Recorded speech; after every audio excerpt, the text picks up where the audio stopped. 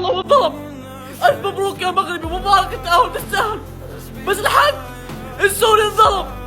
ضربة جزاء كان غيرت مجرى المباراة كاملة. ليش الحسبة؟ اقسم بالله قهرت على الشعب السوري. ارفع راسك يا سوري، اوعى واحد ينزل راسه. طلعت البطولة وانت رافع راسك. حتى المغاربة احترموك، الكل احترمك على الاداء الرهيب اللي قدمته. مبروك المنتخب المغربي، لكن ما حد يقدر ينكر انه سوريا انظلمت اليوم، وكان في ضربة جزاء كان غيرت مجرى المباراة كامل. هارد لك يا سوري، اقسم بالله قهر. هارد لك للمنتخب السوري، ما قصرتوا، سويتوا اللي عليكم. هاي قدرتكم. بلد منهك والفريق منهك. ان شاء الله تعالى القادم افضل للمنتخب السوري، والف الف مبروك للمنتخب المغربي. امانة لعبتوا واستحقيتوا هذا الفوز. مرة ثانية هارد لك للمنتخب السوري، وان شاء الله تعالى القادم افضل باذن الله تعالى. سوريا ما طلعت من المغرب، لا، سوريا طلعت بفضيحة تحكيمية من الحكم. لما تكون النتيجة 0-0 وتجينا ضربة جزاء أوضح من عين الشمس وما يعطيها الحكم، طبعا رح نطلع برا. مع هيك طلعنا بشرف.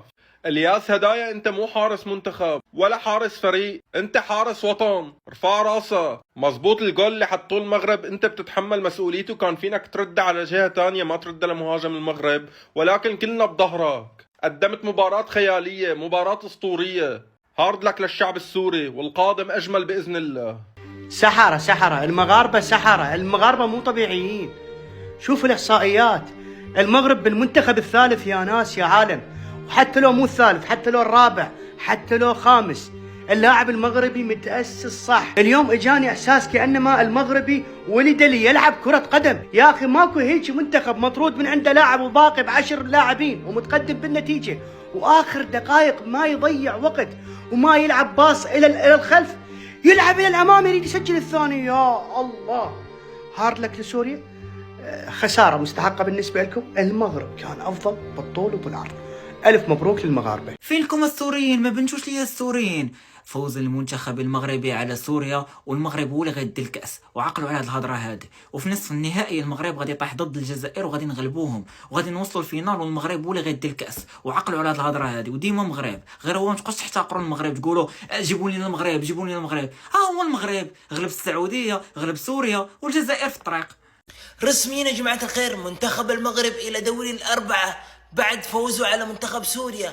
ألف مبروك للمغرب، وهارد لك لسوريا يا جماعة الخير. قدموا مستوى جبار. شفت المباراة يا جماعة الخير، مباراة جدا جميلة من الطرفين. سوريا قدمت مستوى والمغرب قدمت مستوى، وهذه كرة القدم، فوز وخسارة. مبروك للمغرب وهارد لك لسوريا. ولا تنسوا المتابعة واللايك والكومنت والشير، واشوفكم على خير.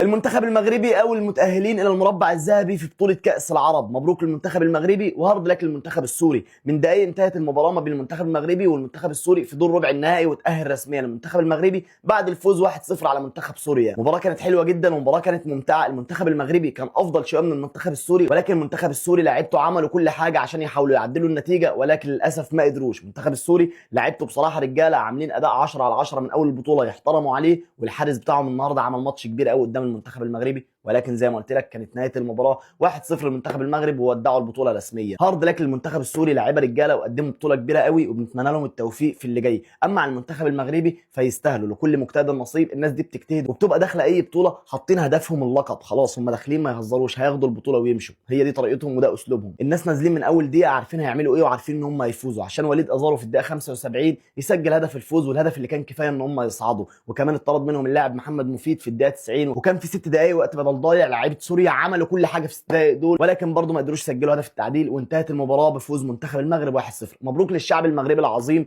وهارد لك للشعب السوري المحترم، وبنتمنى لهم التوفيق في اللي جاي، وكلنا عرب في الاول وفي الاخر.